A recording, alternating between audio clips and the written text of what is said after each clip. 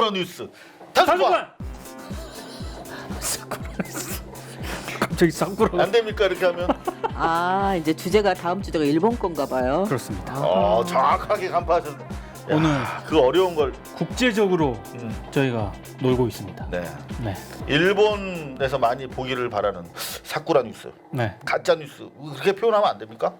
사쿠라 뉴스가 가장 의미 전달이 정확하죠. 아 정확하군요. 네. 다시 한번 사쿠라 뉴스. 나 자시. 잠깐만. 아니 하지 말자. 에이 쪽팔리다. 아유 창피해. 자 일본에 관련된 겁니다. 제가 언뜻 엿봤는데 네. 어떤 내용입니까? 조선일보고요. 네. 조선일보.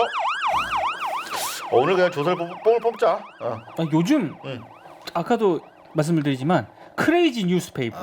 아 잠깐만 크레이지 하면 좋다고 너무 열광하다 의미가 있으니까 그래. 그래요? 아웃 오브 뉴스페이퍼. 아. 그래 나 아까 얘기하려고 그랬는데 네. 몰라서 얘기 안 했어. 아웃 오브 뉴스페이퍼. 조선일보 기사는 기사. 이거 심호흡을 해야 됩니다. 왜냐? 열받아가지고. 아니요. 왜? 제목이 너무 길어. 길어. 자, 갑시다. 양승태 대법원 5년 지연시켜 그 사이 피해자 3명 사망 노무현 정부 65년 협정으로 보상 관련 소속 자치 감춰. 아이씨. 어렵다. 이거 길어. 씨. 이 긴 제목은 한 번도 안 씹고 방송 같은 거 진행하면 잘하겠다. TBS 요새 잘 나가던데요. TBS 네. 사장님이 바뀌셔서 사장님 정신 없더라고요. 네. TBS 뭐 이번에 개편되면 뭐 하나 또 큰 거 또 큰 한번 차시는 거 아닙니까? 제가 듣기로는 가능성 0%. 혹시 TBS 쪽에서 뭐 제 얘기는 없던가요? 없습니다. 아 다행입니다. 또 제 얘기할까. 그런가 하면은 우리 또 김춘현 박사님 좋은 일이 있다는 네. 첩보를 입수했습니다. 아, 네. 밝히면 안 되나요? 예. 네. 안 되는군요. 간단하게 말씀드리면 공적 업무 정말 우리 사회에 정말 중요한 일을 수행하고 돕기 위해서 네. 이제 공적 업무를 위해서 표표히 또 예, 제가 오늘 방송이 마지막이 될 것 같습니다. 죄송합니다. 저기 너무 즐거웠는데 겨우 캠이 맞췄는데 진짜 이렇게 캠이 너무 잘 맞아가지고 궤도에 올라. 웃으면 안 되는데 왜 이렇게 웃기냐. 미치겠다. 궤도에 이제 막 올랐는데. 요거 진짜 오래 하면은 정말 좋겠다 그런 생각했는데 네. 그러면 일단 가짜뉴스 단속반 시즌 1은 오늘이 마지막이 되는 건가요? 예, 후임자 찾기가 협찬도 거의 붙을 뻔했는데 지금 울면서 협찬 얘기하니까 뭔가 이상하잖아요. 그랬나요? 네. 뭐 협찬 뭐 이거 뭐 조중동을 비롯해서 대한민국 언론을 다 조지는데 뭐 협찬이 붙겠습니까? 네. 농담이었고요. 네. 여하튼 우리 뭐 인사는 나중에 하기로 하죠. 네, 네, 당장 우리 중요한 뉴스부터 한번 진행을 해보죠. 이 기사는요. 네. 그 강제징용 피해자들과 관련해서 대한민국 대법원이 땅땅땅 피해자 손을 들어주지 않았습니까? 그 다음 날 지연된 정의. 지연된 정의죠. 그 다음 날 조선일보가 10월 31일자 사면에 이 기사를 실었는데 31일. 저는 도대체가 조선일보의 마인드, 사고방식 하나도 이해가 안 갑니다. 그러니까 너무 이해하려고 노력하는 거 아니에요? 왜냐면 기본적으로 일단 ABC 협회에 따르면 여기가 1등 신문이잖아요. ABC라는 거는 이제 그 육아 부스를 인증하는. 네. 오죽하면 그런 인증 기관까지 만들었겠어요. 하도 속이니까. 그 ABC 협회 인증에 따르면은 조선일보가 제일 잘 나가요. 일단 제일 많이 봐요 사람들이. 근데 신문 나오자마자 그거 폐지로 쓰거나 무슨 계란판으로 압축해서 쓴다면서요. 그냥 뜯지도 않고 뭐 그런 지금 의혹도 제기가 되는데 아무튼 찍어내는 건 제일 많이 찍어내지 않습니까? 그 육아부스 찍어내는 게 제일 많다. 네. 그런데 여기서 자꾸 이상한 기사를 내보내니까 저는 그게 신기한 겁니다. 진짜 안 보고 말면 안 되나요? 근데 너무 문제가 심각해요. 그래요? 일단 양승태 대법원이 여기 제목에 나온 것처럼 대법원 판결을 5년간 지연시켰잖아요.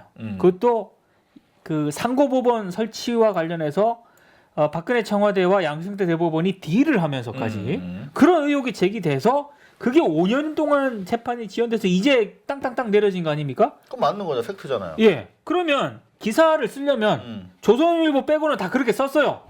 심지어 동아일보도 이렇게는 안 줬습니다.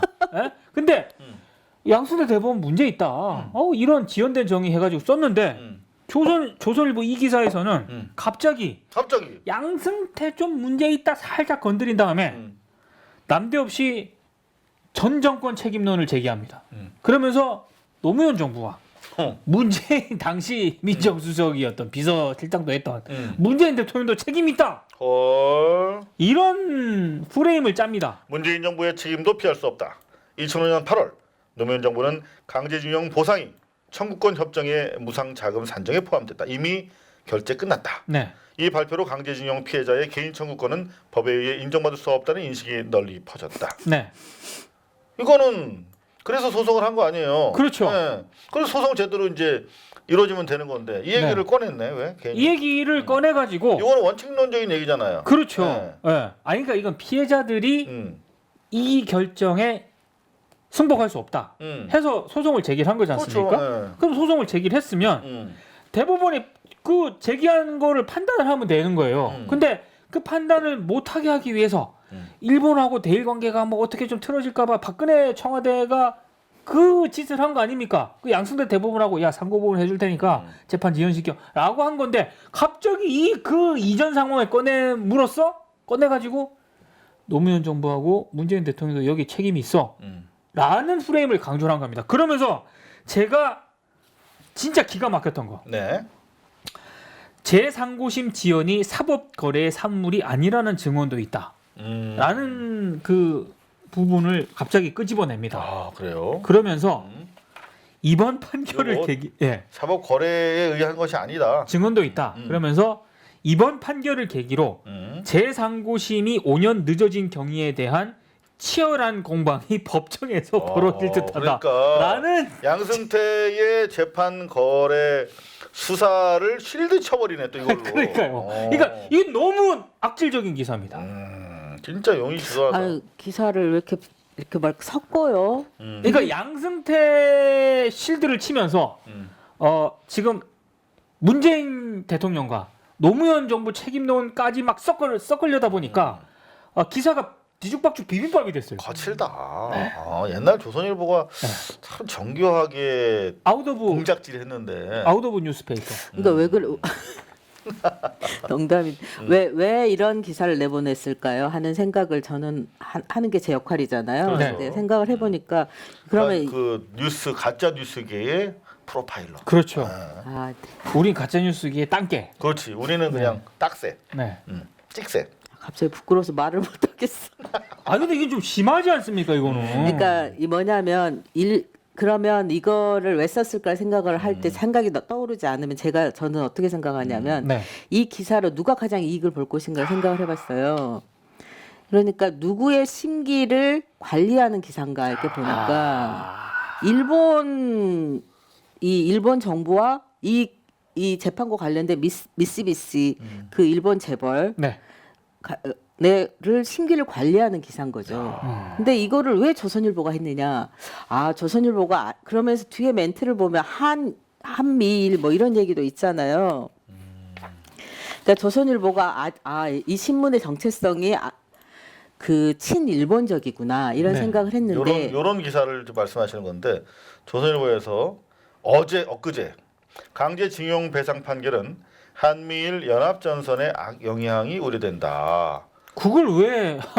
이 한미일 연합전선 구축을 위해서 사실 박근혜 정부가 되게 공을 들였죠. 그래가지고 한일 군사 정보 그렇죠. 협정 네, 네. 또 강제로 막 추진하고 네. 그랬었죠. 근데 일본의 얘기네. 일본의 얘기. 일본이 산케이 신문이나 요미우리 신문이 아니라 조선일보잖아요. 조선일보. 그렇죠. 이건 정확하게 말씀 다시 드리면 AP가 보도한 바에 따르면 이번 판결로 북한의 핵위협과 중국의 영내 세력 확장에 대응하기 위한 한미일 간 3자 협력을 강화하려는 미국의 외교적 노력에 영향을 미칠 수 있다. 이게 AP가 뭐예요? 어소시에이티드 프레스. 그러니까 미국의 통신사죠. 미국의 연합뉴스예요. 그렇습니다. 미국의 연합뉴스. 네. 근데 미국의 연합뉴스 또는 뉴시스 같은 매체인데 근데 그 많은 외신 중에 왜 이걸 선택해서 보도를 하냐고. 그렇지. 한미일 연합전선 안 구려. 그러면서 이건 뭐 일본 일본 뉴스도 아니고. 일본 그러니까 조선일보가 친일적인 그 매체구나 하는 걸 다시 한번 확인했고 두 번째 생각이 드는 걸 이렇게 보면서 이 많은 우리나라의 그 노동자들이 가서 돌아가시고 질병을 얻고 그러셨잖아요. 네. 근데 이 기업이 미쓰비시예요. 네. 실은 미쓰비시가 일본의 재벌입니다. 실은 우리나라의 재벌의 형태가 실은 일본의 자이바쭈. 그러니까 자이바쭈를 그대로 모방해서 온 거예요. 이거를 그러니까 국가가 플랜을 짜고 소수의 기업들에게 돈을 나눠주는 형태죠. 그게 이제 이른바 국가 경제 발전 계획. 예. 그리고 또 재벌 군단인 전경련 또 사실은 일본의 모델을 가지고 예. 그렇죠. 그러니까 우리나라의 경제 모델이 거의 일본 거를 갖다가 세팅해 놓은 상태인데 이 미쓰비시가 그러니까 약간 우리나라와 일본과 차이가 있다면 딱 하나예요. 우리는 중앙 집권적인 국가 체제고 일본 같은 경우는 지금은 자이바쭈가 아니라 카이레쭈에서 지금은 많이 느슨해졌지만 어쨌든 원형은 여기서 가져왔는데 얘네들은 봉건제에서 옮겨온 거죠. 그러니까 지주의 가문들이 재벌이 된 거예요. 근데 우리가 자이바쭈가 재벌? 예. 카이레쭈는 1945년에 일본이 전쟁에서 패했을 때 메가더 장군이 이걸 해체해버려요. 자이바쭈를. 왜냐하면 재벌 해체했죠. 네. 재벌을 왜 해체했냐면 그 일본의 제국주의의 천병이다 그래서 해체를 했어요. 그게 요즘에 미국의 군산복합체가 그때 당시 있었던 거잖아요. 일본에. 네. 그런 거보다는 훨씬 더 그렇죠. 아무튼 그 권력 세력을 없애버린 거죠. 그 카이레쭈가 뭐라고요? 카이레쭈는 그리고 나서 생긴 거예요. 자이바쭈를 한국말로. 그러니까 그게 카이레쭈 다 재벌이에요. 아, 그 똑같은 재벌. 예. 근데 소유 형태나 그 다음에 그 경제 형태가 좀 달라요. 네. 그러니까 심지어 우리나라 재벌은 중소기업을 탈취하잖아요. 네. 약탈적인 행위를 하는데 일본은 그렇진 않잖아요. 약탈적인 생태계를 운영하지. 저는 안철수 씨가 최초의 삼성의 동물원이다라고 하면서 그 재벌 중심의 약탈적인 기업 생태계를 얘기했을 때 상당히 진짜 신선하다고 생각을 했었거든요. 그렇죠. 저도 네. 그랬었죠. 근데 이렇게 말을 섞어버리면 이제 헷갈려요. 그래서 미쓰비시가 그 실은 해체됐지만 여전히 살아남아 있는 거고 미쓰비시는 중공업 그리고 여러분들 엘리베이터나 차를 타시면 보시면 전부 다 미쓰비시가 우리나라에 많아요. 미쓰비시 차 많이 들어와 있어요. 그리고 실제로는 그 미쓰비시가 우리나라에 1974년도에 1호선 지하철 1호선이 놓여질 때 그거를 다 설치하기도 했어요. 그리고 동양척식 주식회사의 그렇죠. 주요 멤버가 미쓰비시였잖아요. 그런데 이들은 한국보다 더 큰 땅을 찾아갔죠. 그렇죠. 동남아. 대륙으로 가기 위해서 물론 그렇죠. 했지만, 예. 그러니까 이런 그 우리나라 재벌을 보호하고자 하는 그 조선일보의 마음이 여기서 연유한 것이 아닌가. 그러니까 재벌의 모형이 미쓰비시거든요. 미쓰비시나 이런 자이바쭈거든요. 자, 지금 말씀 좀 듣다 보니까 어렵죠. 저도 제법 아는 게 조금 있네요. 아하. 깜짝 놀랐습니다. 박사님이시잖아요. 아니요, 옛날에 옛날에 공부한 건데 생각이 나네요, 새록새록. 그러니까 우리가 사실 조선일보가 친일 신문 아예 그냥 시작 자체가 그렇죠. 이거는 뭐 그냥 처음에는 아니었죠. 처음에는 친일 단체에서 만들어 가지고 그렇긴 한데 나중에 이제 주인이 바뀌면서 민족주의 색채를 잠시 띈 적도 있지만 여하튼간에 일관성 있게 친일 신문인데 그렇죠. 그다음에 또 저기 왜 김일성 장군 만세도 했잖아요. 그렇죠. 6.25 때. 김일성이 9.28 서울수복대 내려왔을 때 만세. 속보 효회로 냈어요. 네, 맞아요. 김일성 만세. 그거는 이제 자기들이 발행한 게 아니다라고 조선일보는 계속 조선일보에 제호로 나왔잖아요. 제호로 나왔는데. 주장하고 있죠. 하지만 제호로 나온 거 분명한 팩트입니다. 그렇죠. 네. 여하튼 그런 가운데 저는 진짜 제가 어렸을 때 조선일보가 좋은 신문인 줄 알고 저도 그랬어요. 고등학교 때 신문 보는데 도요타, 미쓰비시 뭐 이런 광고가 전면으로 나오는 거야. 멋있어요. 그래서 제가 전화했어요. 그러고. 조선일보 광고국에다가 왜요? 민족지 조선일보에 왜 이런 우리 제국주의 시대 한국 약탈에 앞장섰던 이런 기업 광고가 나갑니까? 그랬더니 뭐라고 말도 네가 뭘 알아 뭐 이런 식으로 전화를 끊었던 기억이 나요. 저 그 정도. 오, 그때부터 의식이 그렇게 있었어요? 오, 괜찮다. 고등학교 때인 것 같아 고등학교 때. 근데 여하튼간에 이제 좀 더 자세한 말씀으로 들어가면 한일 국교 정상화가 되면서 차관이 대규모로 들어옵니다. 그렇죠. 네. 그 차관의 상당수가 기득권 일본에서. 언론사로 들어가요. 그렇죠. 그래서 장비 개비하고 운전기 인쇄기 돌리고 하는 그런 쪽으로 상당히 중요한 역할을 합니다. 그 돈들이. 맞아요. 네, 뭐 그런 얘기는 또 추후 할 기회가 있을 거라고 생각을 하는데. 근데 조선일보는 저 아까 그 문제 1위로 제가 꼽아온 저 기사 그날 사설에 야, 네, 긴 거 제목 긴 거. 그 일본 정부가 대법원 판결 이후에 나온 반응 이거 굉장히 좀 무례하지 않습니까? 아베도 그렇고 정치인들 뭐 외무상 누구야 저기 그 뭐 미 국가의 뭐 그걸 갖추지 못하면 하여튼 막말 막 나오고 있거든요. 막말 대잔치했지. 장난 아니거든요. 일본 정부는 지금 아무런 사과도 안 하고 있고 배상도 제대로 안 하고 있고 우리 대법원 판결도 저렇게 지금 막말을 하고 있는데 그날 조선일보 사설은 정부는 한일 간 신뢰를 다시 쌓는 그런 고민을 해야 된다라고 사설을 실어요. 아이고. 이 대한민국 신문 아니라고 봐요 저는. 맞습니다. 네, 이건 대한민국 신문이라고 볼 수 없어요. 그런 가운데 이제 JTBC에서 앵커 브리핑 네. 잘생긴 손 선배가 나와가지고 한마디 하는데 아마 이거 보신 분들은 충격받았을 것 같아요. 2015년에 미쓰비시가 중국인 강제징용자들에 대해서 공식 사과를 했네요. 그 900명의 미국인 피해자들. 중국에 대해서 안 했어요? 중국은 이제 그 뒤에 했죠. 그러니까 일단 900명의 미국인 피해자들에 대해서 그다음 또 했네. 네. 3,700명에 대해서는 중국인 피해자들에 대해서 사과했어. 네. 근데 10만 명의 조선인 징용 피해자에 대해서는 사과도 안 하고. 안 했네. 머슴한테 주인이 사과하나요? 그 사고인 거죠. 굉장히 이런데 무슨 뭐 한일 간 신뢰를 다시 쌓는 방법을 그러니까 고민해야 우리 보고 된다. 계속 머슴하라는 거네요. 조선일보는. 뭔 고민을 해 지금 일본 정부가 이렇게 나오는데. 그런 거 하면 5년 넘게 걸린 강제징용 선고 배우의 김앤장이 있었다. 그렇죠. 요것도 얘기 안 하면 안 될 것 같아요. 그렇습니다. 물론 맞습니다. 조선일보가 문제긴 한데 네. 김앤장이 일본 쪽 그 신일 철 죽음에 네. 변호를 했더라고요. 네. 그래가지고 뭐 외교부도 통화하고 모든 자료를 김앤장이 써서 외교부 쪽에 전달해서 또 다시 퉁한 거야. 2012년도에 한국 대법원이 1, 2심 판결을 뒤집잖아요. 피해자 손을 들어주거든요. 네, 네. 그때 당시 김앤장이 비상대책회의를 열어요. 근데 그 비상대책회의에 참석한 선수가 윤병세, 당시 김앤장 고문, 그리고 나중에 그리고 한 해 뒤에 2013년도에 박근혜 정부 초대 외교부 장관. 그래서 틀어버려요.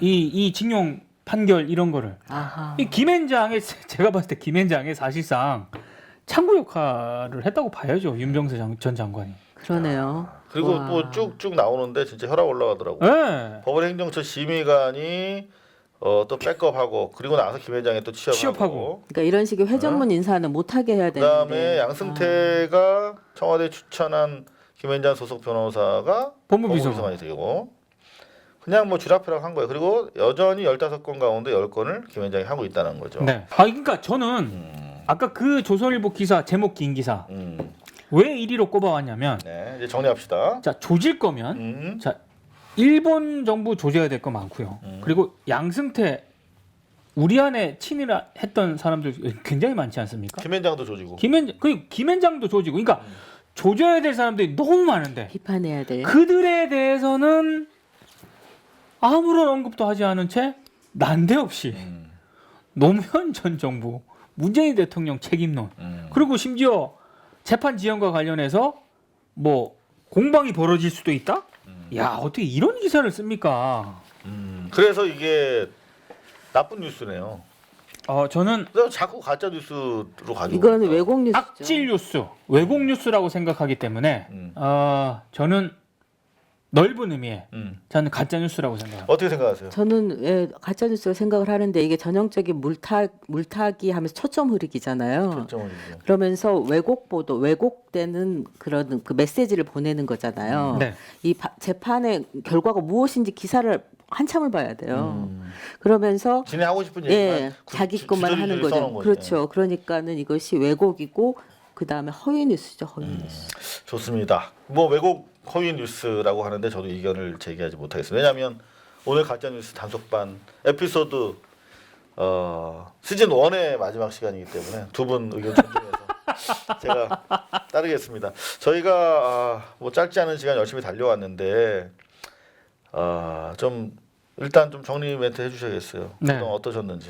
저는 일단 매일 하는 작업이긴 하지만 또 가짜뉴스 단속반에 어떤 걸 가져올 것인가 이걸 또 고민하는 시간이 따로 있었거든요. 그러니까 몇 번 방송에서도 말씀을 드렸던 것 같은데 이게 애매한 기사가 있긴 있는데 가짜뉴스 그러니까 팩트가 틀린 어떤 그런 가짜뉴스보다 팩트는 몇 개 부분적으로 맞긴 하지만 너무나도 악질적인 이런 기사예요. 의도적으로 네. 어떤 목적을 관철하려고 하는. 네네. 그러니까 묘하게 비틀어요. 그러니까 부분적으로는 팩트가 분명히 있긴 한데 너무나도 90% 정도는 나쁜 의도를 가지고 악질적인 내용을 담은 그런 기사거든요. 근데 저는 그런 뉴스를 가짜 뉴스로 과연 볼 수 있을 것인가 이게 저도 고민이었는데 이걸 하면서 저는 정리가 됐어요. 어떻게 해요? 가짜 뉴스다. 오케이. 저는 가짜 뉴스로 분류를 해야 된다라고 봅니다. 자, 짧은 시간은 아니었던 것 같아요. 몇 달 동안 우리가 언론과 우리 또 시대정신 그리고 그 사이에서 가짜뉴스하는 집단에 대해서 같이 얘기를 해봤는데 어떠셨어요? 아직 우리 더 많은 얘기를 나눠야 할 필요가 있는데 일단 아쉽네요. 그러게요. 일단 좀 저 때문에 이렇게 돼 죄송하고요.